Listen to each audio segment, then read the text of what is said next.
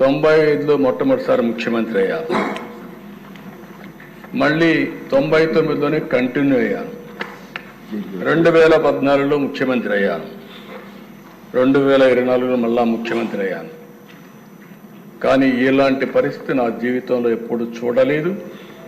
ఈరోజు ఎంత తవ్వితే అన్ని అవకతవకలు కానీ భయంకరమైన విషయాలు వచ్చే పరిస్థితి వస్తూ ఉంది. అందుకే మనకంటే ప్రజలు ఎక్కువ ఆలోచించారు.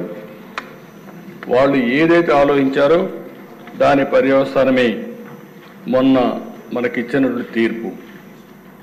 అయితే దశ విధ్వంసమైన వ్యవస్థలు, గాడి తప్పిన యంత్రాంగం, గత ప్రభుత్వం యొక్క అప్పులు, తప్పులు, పాపాలు, నేరాలు ఈ ప్రభుత్వానికి ఒక సవాళ్లుగా తయారైనాయి.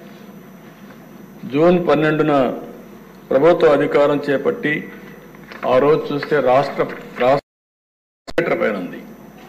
కొంతమంది నన్ను అడిగారు, మీరు ముఖ్యమంత్రి అవుతారు, అయిన తర్వాత ఈ రాష్ట్రాన్ని బాగు చేస్తారా, చేయగలుగుతామనే నమ్మకం మీకుందని అడిగారు. నేను ఒకటే చెప్పాను, నేను పారిపోలేను. అధికారం ఉన్నా అధికారం లేకపోయినా, లేకుంటే ఎప్పుడైనా సరే ప్రజల కోసం పనిచేశా. ఇప్పుడు కూడా అలాంటి సవాళ్ళని నేను స్వీకరించి మళ్ళీ ప్రజలు నిలబెట్టగలిగితే అదే నాకు కావాలి, అది చేసి తీరతానని ఆ రోజు ప్రతిజ్ఞ చేసి ముందుకు వచ్చానని చెప్పి నేను తెలియజేస్తున్నాను. అలాంటి పరిస్థితుల్లో ఈ రాష్ట్రానికి ఒక విజ్ఞతతో ప్రజలు ప్రవర్తించారు. ఆ విజ్ఞత మీరు చూస్తే కీలకమైన సమయంలో 21 ఎంపీల్ని గెలిపించారు, ఎన్డీఏ కూటమి అభ్యర్థుల్ని. దీనివల్ల ఢిల్లీలో కూడా మన పరపతి పెరిగింది. కాస్తో కోస్తో వెంటిలేటర్ పైనుండే రాష్ట్రానికి సహాయం చేయడానికి ఆ రోజు నేను కానీ, మిత్రుడు పవన్ కళ్యాణ్ గారు కానీ, ఒక పక్క నరేంద్ర మోడీ గారు కానీ, బీజేపీ ప్రధానమంత్రి గారు అయినటువంటి నరేంద్ర మోడీ గారు అందరం కలిసి చెప్పాం. దాని మీద పూర్తిగా కేంద్రం కూడా సహకరించే పరిస్థితికి వచ్చారు. ఒక్కొక్క ఇటుక పేరుస్తూ ముందుకు పోతున్నాం. రాత్రి ఏది సాధ్యం కాదు. ఈ విషయాన్ని ఇక్కడుండే శాసనసభ్యులు కూడా అర్థం చేసుకుని మనం అందరం కూడా ప్రజలకు చెప్తూ మన ఆలోచన విధానం ప్రజలకు అంకితమైన భావంతో పనిచేస్తాం. అదే సమయంలో రాజీ లేకుండా ముందుకు పోతామని చెప్పి కూడా నేను మీకు తెలియజేస్తున్నా. ఇప్పుడిప్పుడే దగ్గర 162 రోజులు అయ్యింది. రోజులు లెక్క పెట్టుకుంటున్నాం. ఎందుకంటే అనునిత్యం బాధ్యత ఉంది మన మీద.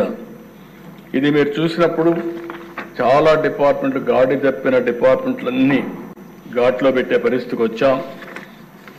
దగ్గర లెక్కలు కూడా చెప్పాను. ఇంకా బయట ఇష్టానుసారంగా ప్రచారం చేసే పరిస్థితికి వచ్చారు.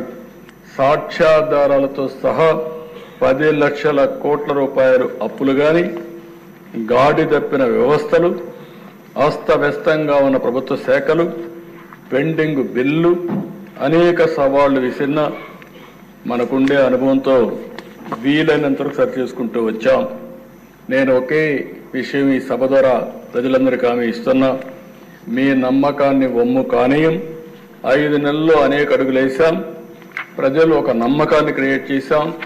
సంతృప్తి, సంతోషం, భద్రత కల్పించే విధానాల కోసం నాంది పలికాం.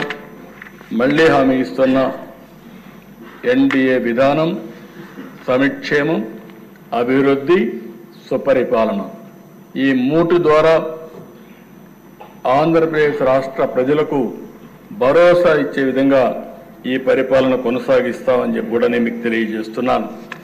మా ఆలోచన ఒకటే, పేదవాళ్ళ ఆదాయం పెరగాలి, ఖర్చులు తగ్గాలి, వాళ్ళ జీవన ప్రమాణాలు మెరుగుపరచాలనేదే ధ్యేయంగా పనిచేస్తున్నామని చెప్పి కూడా నేను మీకు తెలియజేస్తున్నాను.